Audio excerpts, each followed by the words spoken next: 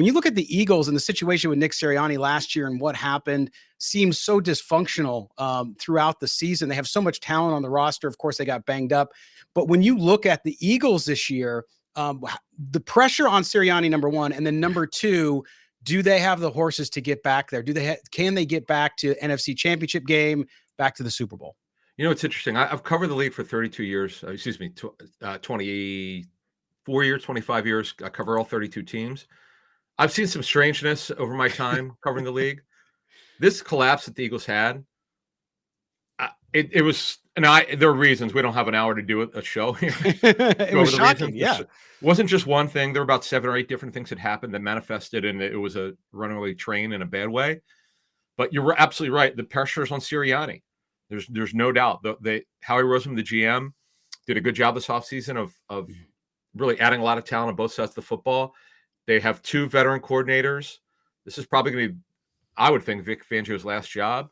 The Eagles the Eagles love him organizationally, football operations wise. So their hope is he'll be here a long time. And Kellen Moore, who interviewed for the job Sirianni got in 2021. It's how ironic is it that he's now coaching for Sirianni. It's kind of odd, but you mentioned like the team going forward. The roster is better. Is it as good as 22? No.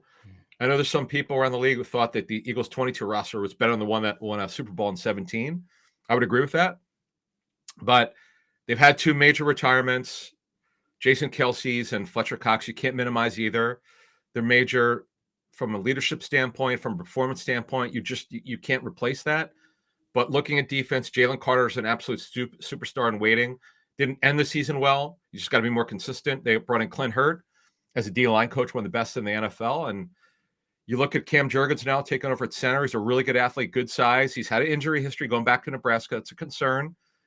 You're not going to be able to replace Kelce in one season.